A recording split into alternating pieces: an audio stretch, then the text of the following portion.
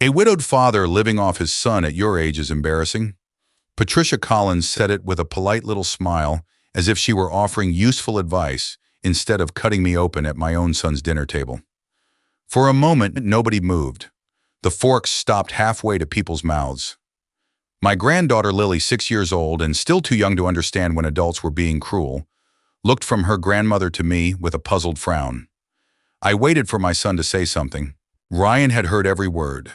He was sitting across from me in a crisp blue shirt, one hand resting beside his wife Claire's wineglass. Behind him, the new kitchen cabinets gleamed under the recessed lights. I had chosen that shade of white myself. I had written the checks too. Patricia had spent the last 20 minutes praising him. "You've done so well for yourself," she had said. "This kitchen is beautiful. You should be proud." Ryan had smiled and thanked her. He had not said a word about me paying for the renovation. He had not said the house belonged to my trust. He had not said the Lexus parked in the driveway was titled in my name. And now when Patricia insulted me, he let the silence hang there. Then he sighed. "Dad," he said, "she's right." That hurt more than I expected. Not because I believed it. I knew exactly what I had worked for and exactly who had paid for the roof over my son's head. But there is a particular kind of pain that comes when your own child chooses the version of you that makes him look better. I set my napkin beside my plate. "Fine," I said. My voice was calm, though I could feel something inside me settling into place. "From now on, I'll live my own life." Ryan looked annoyed, not worried. "Dad, don't make this dramatic." I stood, picked up my coat, and walked out. Behind me, I heard Patricia call after me. Well, if he's going to be so sensitive, at least leave that car for them. I kept walking.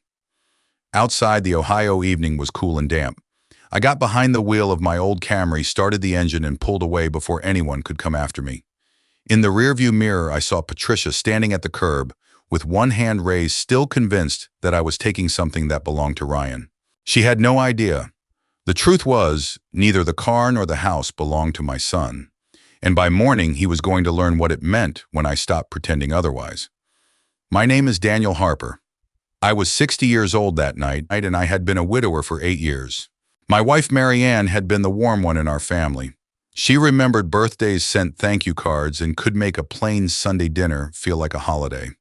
When she died after a long illness, I learned how quiet a house could become. I stayed in the small bungalow we had bought when Ryan was a boy. It was nothing fancy, but the mortgage was paid off, the maple tree in the front yard was still standing, and every room carried some trace of her. For years after Mary Ann died, I threw myself into work. I was a maintenance supervisor for a commercial property company outside Columbus. I took overtime when it was offered. I fixed what I could myself and saved what I could. Part of that saving was for retirement. The other part was for Ryan. He was our only child. Like many young people, he made some mistakes after college credit cards, an expensive apartment, a job change that did not work out the way he had hoped. Nothing criminal, nothing beyond repair. Just enough bad decisions piled on top of each other to make life harder than it needed to be. When he married Claire, I wanted to give them a chance to start steady. 3 years before that dinner, a modest house came on the market in their school district. It was not a mansion. It was a 3-bedroom colonial with a narrow backyard, an aging roof, and a kitchen that belonged in the early 2000s. Ryan and Claire could not qualify for a mortgage then. Their debt-to-income ratio was too high, and their savings were thin. So I bought the house and placed it in my revocable living trust. I told them they could live there rent-free while they got back on their feet. I paid the property taxes. I paid the homeowner's insurance. When the water heater failed, I paid for that too. When Claire got pregnant with Lily, I bought a safe used SUV for them to use. Later, when Ryan's old car gave out, I let him drive my Lexus for a while. For a while became 2 years. I did not mind helping, at least not at first. Lily made it easy to say yes. She was bright and curious with Claire's dark hair and Ryan's stubborn chin. I loved taking her for pancakes on Saturday mornings or helping her plant tomatoes in my backyard. Every time I wondered whether I was doing too much for her parents, I thought about how stable that house was for her. Then came the kitchen renovation. The cabinets were damaged, the dishwasher leaked, and the floor had begun to buckle near the sink. I paid for the work because the house was mine and because I wanted Lily to have a decent home. Ryan told Patricia it was a project we'd been planning, That was the first lie I heard clearly. I should have corrected it then. Instead, I told myself it was harmless. I told myself Ryan was embarrassed. I told myself a father sometimes had to let his son keep his pride. That night, sitting alone in my bungalow after I left their dinner, I understood how wrong I had been. I had not protected Ryan's pride. I had helped build a lie and then watched him use it to make me look small. The next morning, I called Linda Morales, the attorney who had helped Marianne and me set up our estate plan years earlier. Linda, I said when she answered, I need to make some changes. The next morning, I drove to Linda Morales' office before the traffic around Columbus got too heavy. Her office was on the second floor of an old brick building near downtown, above a small insurance agency. Linda had handled Marianne's and my estate planning years earlier. She was practical, steady, and never mistook anger for a legal strategy. She looked up when I came in. "Daniel," she said, "you sounded upset on the phone. Sit down." I sat across from her desk and told her everything. I told her about the dinner, Patricia's remark, Ryan's silence, the way my son had looked at me as if I were the embarrassing part of his carefully arranged life. Linda listened without interrupting. When I finished, she folded her hands. "What do you want to do?" I stared at the framed family photographs on her shelf for a moment. "I don't want to punish my granddaughter," I said. "And I don't want to destroy Ryan's life." That wasn't my question. I let out a slow breath. "I want the arrangement to end." Linda nodded once. "Then we can do that carefully." She pulled up the trust documents on her computer. The house Ryan and Claire lived in was owned by the Daniel Harper Revocable Living Trust. I was the trustee. I was alive, competent, and fully in control of it. Ryan and Claire had never signed a lease. They had never paid rent. They had only been living there because I had given them permission. Linda explained that I could not simply change the locks or throw their belongings onto the curb. They were still occupants, and I had no interest in behaving that way anyway. "Ohio law may require less notice in a situation like this," she said, "but you don't need to do the bare minimum. If you want to give them 90 days, that is your choice." 90 days, I said. She studied me. "Are you sure?" "Yes, they need time to find a place for Lily, but they also need to understand this is real." Linda made notes. Then she looked at me over the top of her glasses. "What about the Lexus?" It comes back to me. That answer came easier than I expected. The Lexus was registered, titled, and insured in my name. Ryan had been using it because I had let him. I had paid every insurance bill, every registration renewal, every service appointment. I had even replaced the tires the previous winter. Linda drafted a letter for Ryan and Claire. It was firm but respectful. It stated that their permission to occupy the house was ending. They had 90 days from the date of the letter to move out. Until then, I would not interfere with their daily lives, but I would no longer pay for repairs beyond what was legally necessary to keep the property safe. The Lexus was to be returned within 48 hours. No shouting, no threats, no humiliation, just the truth written down. Before I left, Linda asked, "Would you like me to call Ryan, or would you rather tell him yourself?" I thought of Ryan sitting at that kitchen table. I thought of how easily he had let Patricia believe that I was a burden. For years, I had handled hard things quietly so he would not have to. "Call him," I said. "He needs to hear it clearly." By noon, I was back at my bungalow trying to fix a loose hinge on the screen door when my phone rang. It was Linda. "I spoke with Ryan," she said, and he was surprised. I almost laughed. Surprised was a gentle word for what she meant. He said he thought you were upset and would calm down. I explained that this is not an emotional impulse. The notice is being sent today. What did he say? He asked whether he could keep the car until they found another one. I told him the Lexus belongs to you and that you are requesting its return within 48 hours. I looked out my front window and pictured the Lexus still sitting in Ryan's driveway, and Patricia. Linda paused. She was apparently there. "I could hear someone in the room asking why you were making such a big deal out of a family disagreement." That sounded exactly like Patricia. I thanked Linda and hung up. 10 minutes later, my phone rang again. This time it was Ryan. I let it ring twice before answering. What I said. "Dad, what is this?" His voice was sharp, but I could hear something underneath it. Panic, maybe, or shame struggling to disguise itself as anger. You spoke with Linda. You're really making us move. I'm ending an arrangement that was never meant to last forever. Ryan exhaled loudly. Over one dinner, over something, Patricia said. No, I said. Over what you said. For a second there was nothing but silence. Then he said, You're trying to make me look like a failure. I leaned against the kitchen counter, looking at Marianne's old yellow mixing bowl on the shelf. She had used it every Thanksgiving. For years after she died, I could not bring myself to move it. You were ashamed of me before I ever said a word, I told him. Dad, that's not fair. Isn't it? She didn't know the house was yours, but you did. He did not answer. You knew I paid for the kitchen, I continued. You knew the Lexus was mine. You knew I paid the taxes, the insurance, the repairs. And when Patricia called me a man living off his son, you let her say it. I didn't let her. You agreed with her. His breathing changed. I could picture him running a hand through his hair, looking around the kitchen he had accepted praise for. Finally, he said quieter, Now I didn't think you'd take it this far. That was the problem. He had never believed I would stop. I'm not taking anything from you, Ryan, I said. I'm taking responsibility for my own life, just like I said I would. He hung up without saying goodbye. That afternoon, Claire called. Her voice was softer. Daniel, I'm sorry about what happened. I believe she was sorry, but I also knew sorry could mean many things. Sorry I was embarrassed. Sorry this became inconvenient. Sorry my husband had been caught. Thank you, I said. Ryan is upset. I know, Patricia's upset too. I'm sure she is. Claire hesitated. She didn't understand. Neither did I said. Not until last night. I ended the call politely.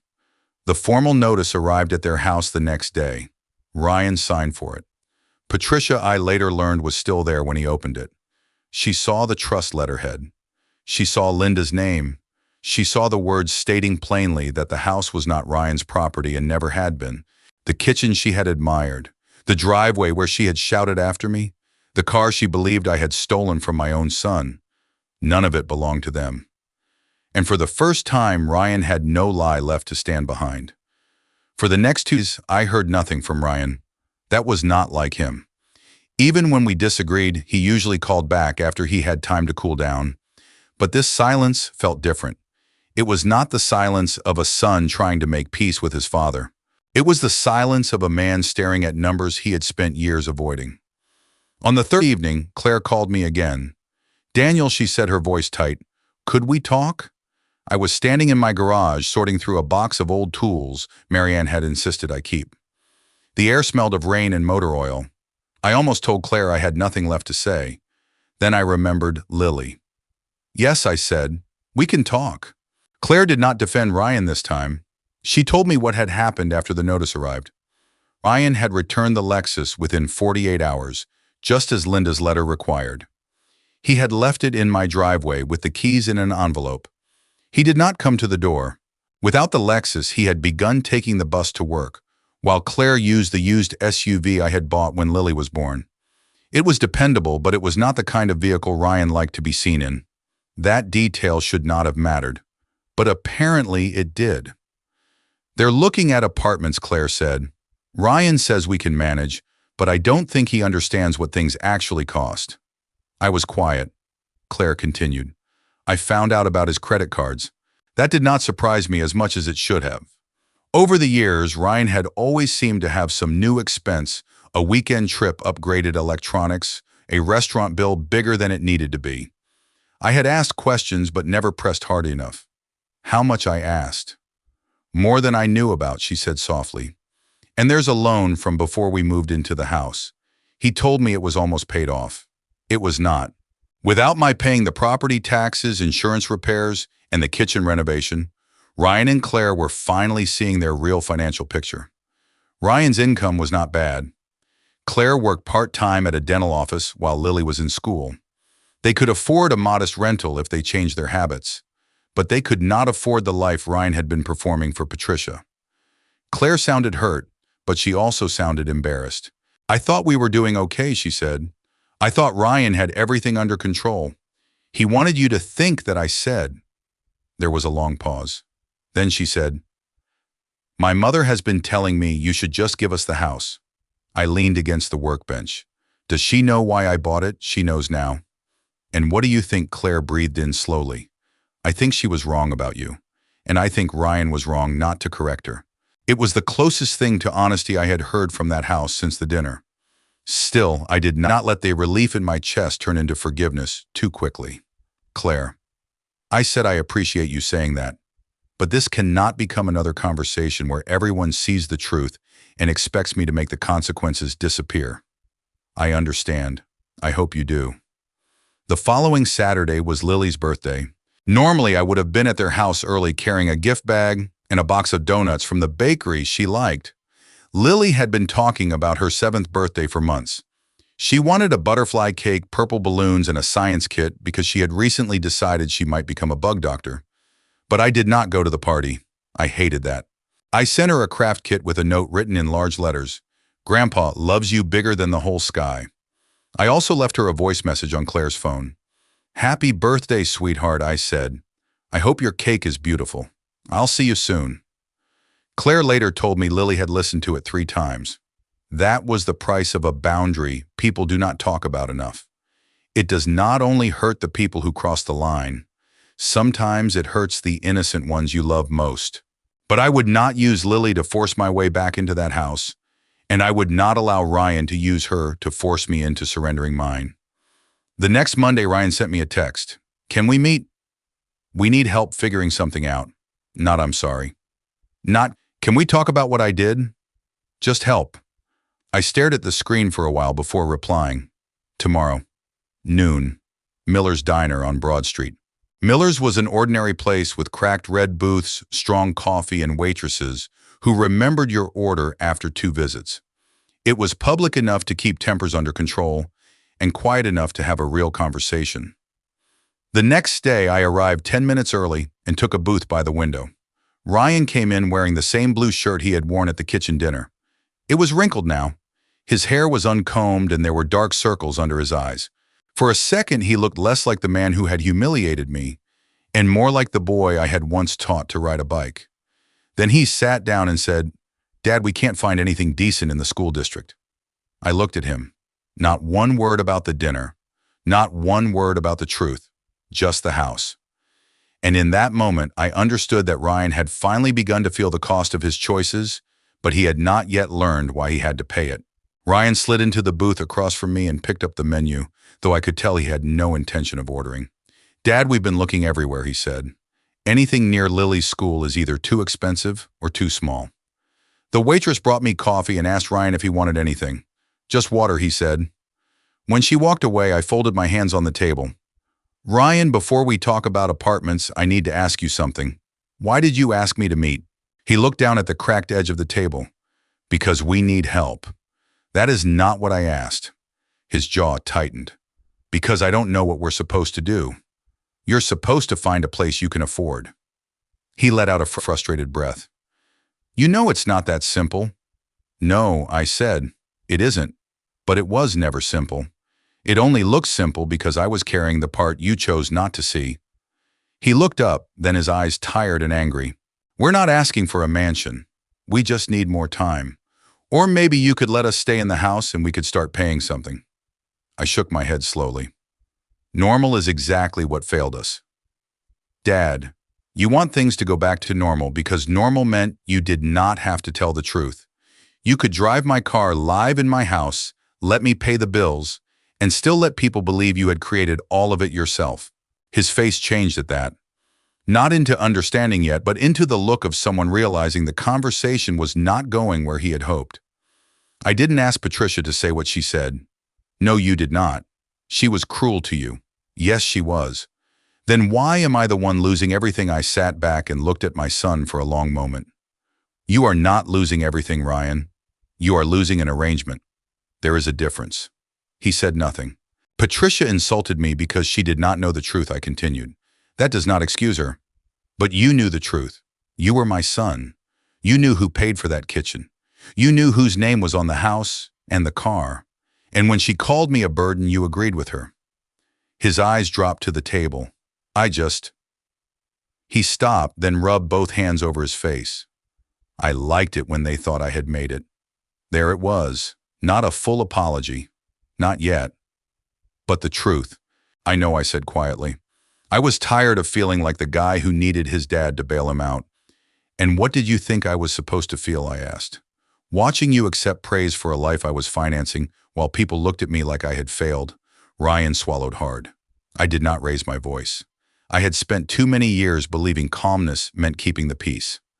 Now I understood that calmness could also mean refusing to be moved from the truth. Helping you build a life was love, I said. Letting you pretend you built it alone was my mistake. For a while, neither of us spoke. Around us, forks scraped plates and coffee cups clinked. An older couple sat near the counter sharing a slice of pie. Outside the window, cars passed along Broad Street under a gray Ohio sky. Finally, Ryan said, "So you're really not changing your mind? I'm not withdrawing the notice." He closed his eyes briefly. "But I am not abandoning you either," I added. "You, Claire, and Lily can stay through the full 90 days. I will pay for one appointment with a nonprofit housing counselor. You will make a real budget with them, not the kind that assumes someone else will quietly cover the difference." He listened without interrupting. "If you do that," I said, "and if you find a rental within your actual means, I will contribute a fixed amount toward the moving costs. One time, clearly defined. No co-signing loans, no giving you this house, no more pretending the problem will disappear if I carry it." Ryan's expression hardened for a second. "So there are conditions." "Yes," I said, "because love without boundaries is not help. Sometimes it is permission." He stared at his water glass. Then in a voice so low I almost missed it, he said, "Claire knows about the debt now. I assume she did. She's furious. She has a right to be." That was when he finally looked at me with something other than anger. "I made a mess. You did. I don't know how to fix it. You start by telling the truth when it costs you something." When we left the diner, Ryan did not hug me. He did not apologize, but he walked out slower than he had walked in. Later that afternoon, Claire called. Her voice sounded steadier than before. "Ryan told me what you said she told me, and then I told my mother she needs to stop calling you selfish." I did not answer right away. Claire continued. "She said you were punishing Lily. I told her you are the one who has protected Lily all along." For the first time since that dinner, I felt a small release in my chest. Claire told me she had asked Patricia to come to Sunday dinner the following weekend.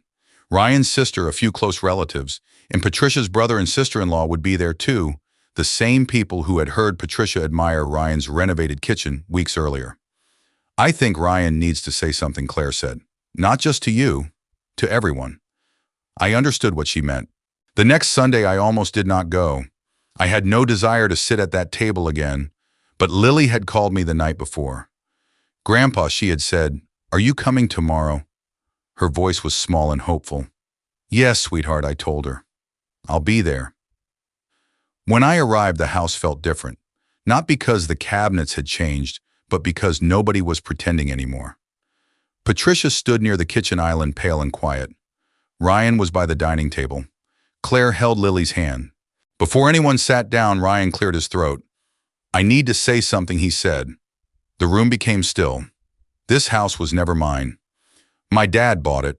He paid for it, maintained it, and let Claire and me live here when we couldn't afford a place of our own." Patricia looked down. Ryan continued, his voice unsteady but clear. "He paid for the kitchen too, and the car I drove belonged to him. I let people believe I had done all of it myself because I wanted to look successful." Then he turned toward me, and when Patricia insulted my dad, I let her. I agreed with her. That was wrong. No one spoke. Patricia's face had gone red, but this time there was nowhere for her pride to hide. She stepped toward me. "Daniel," she said, "I judged you by what I thought I saw. I was cruel and I was wrong." I nodded once. "I appreciate you saying that," I told her, "but an apology matters most after people go home." She nodded, tears gathering in her eyes. Then Lily ran to me and wrapped her arms around my waist. And as I held my granddaughter, I knew the boundary was still there. But for the first time, the truth was standing on the right side of it. 3 months later, Ryan and Claire moved out of the house. They did not leave in the middle of the night. They did not disappear without a word. By the end, there were boxes stacked neatly in the garage, a rented moving truck in the driveway, and a small 2-bedroom apartment waiting for them on the other side of town. It was not in Lily's old school district. That had been one of the hardest parts for Claire. Lily had to say goodbye to friends, her teacher, and the bedroom where she had taped paper butterflies to the wall. But Ryan and Claire found a place they could actually afford without pretending the numbers would work themselves out. Claire kept working at the dental office. Ryan sold the expensive sound system he had bought on credit-canceled subscriptions he barely used and traded his pride for a used sedan he paid for in cash after selling a few things he should never have bought in the first place. None of it made him a different man overnight, but it was a beginning. 2 weeks after the diner conversation, Ryan and Claire met with the nonprofit housing counselor I had offered to pay for. They sat down with someone who had no reason to flatter them and no interest in preserving the story Ryan had been telling himself. They put every bill on the table: the credit cards, the old personal loan, the insurance costs, the money they spent eating out because Ryan said he was too tired to cook, the purchases that had looked small on their own but had added up to a life they could not support. Ryan told me later that the counselor had asked him one question that stayed with him. "Are you trying to build a life," she said, "or are you trying to look like someone who already has one?" He did not have an answer. That was probably the first honest thing he had done in a long time. I kept my word. Once they had a signed lease, a written budget, and a realistic plan for their debt, I gave them the fixed amount I had promised toward the move. I paid it directly to the moving company. No cash slipped into Ryan's hand. No vague promise that I would be there to cover the next emergency. He thanked me. Then after a pause, he said something I had waited a long time to hear. "I'm sorry, Dad. Not I'm sorry things got so difficult. Not I'm sorry you got upset. Just I'm sorry." He stood in my driveway when he said it. The last box had been loaded into the truck and Claire was inside the house checking the closets. Ryan looked tired, thinner somehow, but steadier. "I was ashamed that I needed help," he said. "So I made you look weak instead. I let Patricia think I was better than I was, and I let her disrespect you because correcting her would have meant admitting the truth." I looked at him for a long moment. "That truth was never meant to shame you," I said. "Your mother and I wanted you to have a better start than we did." "I know. But I need you to understand something. I helped you because I loved you. I did not help you so you could build a life around hiding from yourself." His eyes filled, but he did not look away. "I understand now," he said. I believed that he was beginning to. That was enough for me. I did not sell the house after they moved out. Linda and I decided it was wiser to keep it in my trust as part of my retirement security. After a few repairs, I rented it to a young nurse and her husband, a couple who had saved for years, and asked careful questions before signing their lease. The rent did not make me rich, but it gave me peace. For the first time in years, I was not quietly paying for someone else's life, while wondering whether they respected me for it. I also began doing things I had postponed. I joined 2 old friends for a 4-day road trip along Lake Erie. We stayed at modest motels, ate too much fried fish, and spent an afternoon sitting on a bench near the water, talking about our wives and the strange ways life changes after 60. I started going back to the community center on Thursday mornings where a few retired men met for coffee and complained about their knees. I even signed up to help with a local home repair program for seniors who could not afford to hire contractors. It felt good to be useful again, not because someone expected me to rescue them, but because I chose where my help belonged. Patricia changed too, though more quietly. She did not become my friend overnight. Some things take longer than an apology, but she stopped making little comments about money status or who was doing better than whom. When Lily's school hosted a fundraiser, Patricia volunteered beside Claire instead of criticizing from the sidelines. Once months later, she found me alone in the kitchen during a family gathering. "I was wrong about more than I said that night," she told me. "I saw an older man in a worn jacket, and I decided I knew his whole story." "You did," I said. "And you were wrong." She nodded. "I was." That was all either of us needed to say. Nearly a year after they moved, Lily's 8th birthday arrived. By then, Ryan and Claire had settled into their smaller apartment, T. It was not glamorous, but it was warm. Lily had a new room with pale green walls, a desk by the window, and a shelf full of the books Claire had kept from her childhood. When Ryan invited me to her party, he did not ask for a favor. He simply said, "Lily wants her grandpa there." So I went. There were balloons, homemade cupcakes, and a table crowded with children who had too much sugar and too much energy. Lily ran to me before I had both feet through the door. "Grandpa," she shouted, "look at my new room." I let her pull me down the hallway by the hand.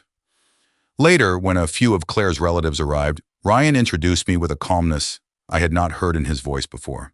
"This is my dad," he said. "He taught me that looking successful means nothing if you are lying about who carried you." I looked at my son. He still had work to do. We both did. Because I had learned something too. I had spent years over helping Ryan because I was afraid he would struggle. I thought love meant preventing every fall. But sometimes when we protect our children from every consequence, we also protect them from the chance to grow. Forgiveness did not mean pretending the hurt never happened. It meant recognizing real change when I saw it and allowing myself to move forward without carrying bitterness everywhere I went. If this story touched you, I hope you will share what you think in the comments. Have you ever had to set a boundary with someone you loved? And if you believe honesty, respect, and second chances still matter, please like and subscribe for more stories like this.